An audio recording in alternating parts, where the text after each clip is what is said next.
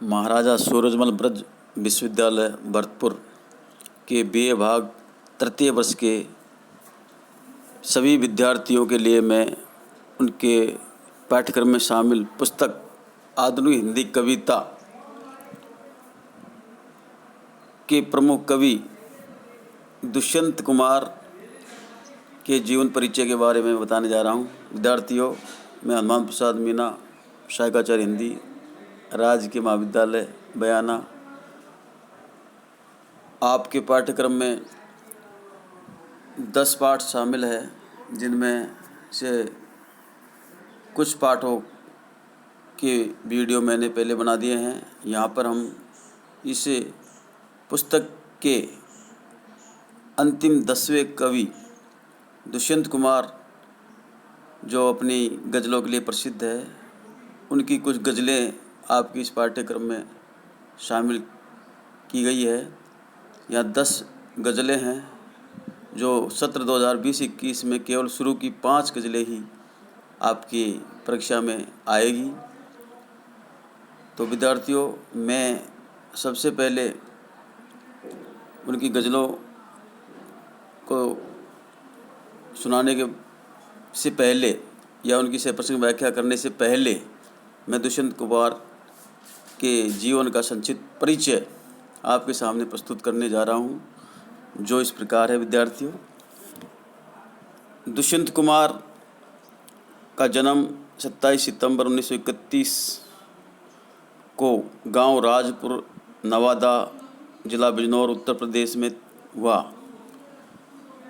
इनके पिता का नाम भगवत साई और माता का नाम राम किशोरी देवी था। ये त्यागी परिवार से संबंधित थे। दुष्यंत कुमार नई कहानी और नई कविता दौर के रचनाकार थे। वैसे वे मंच के भी एक सफल कवि थे, तथापि उनकी छवि एक गंभीर और मौलिक रचनाकार की थी। नई कहानी नाम सबसे पहले दुष्यंत कुमार ने अपने कल्पना शीर्षक पत्र में छपे एक लेख में दिया था। बाद में यह नाम आंदोलन के रूप में प्रतिष्ठित हो गया। दुष्यंत कुमार बहुमुखी प्रतिभा के धनी साहित्यकार थे तथा उन्होंने काव्य, नाटक, कविता, उपन्यास, आलोचना आदि कई विधाओं में महत्वपूर्ण लेखन किया। दुष्यंत कुमार का एक कंठ विस्पाई काव्य नाटक अंधा युग के बाद एक प्रभावशाली काव्य नाटक के रूप में प्रतिष्ठित हुआ और इस काव्य नाटक की रचना उन्होंने 1964 ईस्वी में की। दुष्यंत कुमार रचनावली 4 खंडों में प्रकाशित हो चुकी है। यद्यपि उनकी शिक्षा दीक्षा उत्तर प्रदेश में हुई, लेकिन उनका कार्य क्षेत्र मध्य प्रदेश रहा। वे अपने फक्कड़ और बेलाग स्वभाव के लिए प्रसिद्ध थे। वे नई कहानी त्रयी के अंतरंग थे। नई कहानी त्रय में कमलेश्वर, राजेंद्र यादव और मोहन राठी शामिल थे, और कमलेश्वर के तो रिश्तेदार ही हो गए थे। इनका विवाह 1949 में राजेश्वरी से हुआ। इलाहाबाद विश्वविद्यालय से इन्होंने BA में किया। इनका कुल जीवन काल 44 वर्ष का रहा, अर्थात 1931 में इनका जन्म हुआ और 1975 में 30 दिसंबर 1975 को भोपाल में इनका देहावसान हो गया। 1960 ईस्वी में आकाशवाणी केंद्र भोपाल में तैनात रहे और यहीं इनकी मृत्यु हो गई। 1960 में आकाशवाणी केंद्र भोपाल में तैनात हुए थे और 1975 में यहीं पर इनकी मृत्यु हो गई थी। विद्यार्थियों, दुष्यंत कुमार मूलतः कवि थे। इनकी सभी रचनाएं चर्चित रही और एक कंठ विस्पाई तो हिंदी का एक महत्वपूर्ण काव्य नाटक है, किंतु उन्हें सर्वाधिक प्रसिद्धि उनकी गज़लों से मिली। बाद में साये में धूप से प्रकाशित उनके गज़ल संग्रह की गज़लें जब सारिका तथा कल्पना आदि पत्रिकाओं में छपी तो साहित्य जगत में उन्हें एक नई पहचान मिली। साये में धूप गज़ल संग्रह उनका 1975 ईस्वी में प्रकाशित हुआ था। दुष्यंत ने अपनी गज़लों में आपातकाल की स्थितियों तथा जीवन की विसंगतियों का बहुत प्रभावशाली अभिव्यक्ति दी।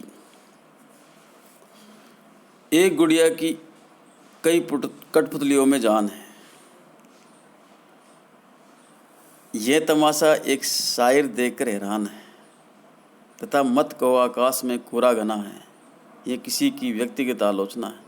जैसी पंक्तियाँ लेकर उन्होंने आपातकाल में इंदिरा गांधी सामंती मानसिकता की आलोचना की। उन्होंने बहुत अधिक गज़लें नहीं लिखी, पर उनकी गज़लों ने हिंदी गज़ल विद्या को संजीवनी दी। आज भी अनेक शायरों की गज़लों पर दुष्यंत का प्रभाव देखा जा सकता है।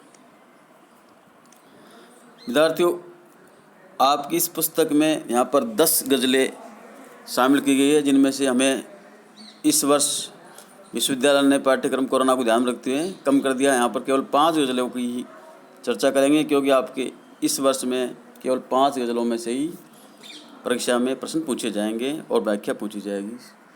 इनकी जो 10 गज़लें यहाँ पर ली गई है, उनका शीर्षक इस प्रकार है। कहाँ तो तय था चिरागा हरे घर के लिए, पहली गज़ल। दूसरी है, ये सारा जिस्म झुककर बोझ से धुरा हुआ होगा। तीसरी गज़ल है, भूख है तो सब्र कर, रोटी नहीं तो क्या हुआ। चौथी है, कहीं पे धूप की चादर बिछा के बैठ गए। पांचवी है, मत को आकाश में कोरा घना है। छठी हो गई है, पीर पर्वत सी पिघलनी चाहिए।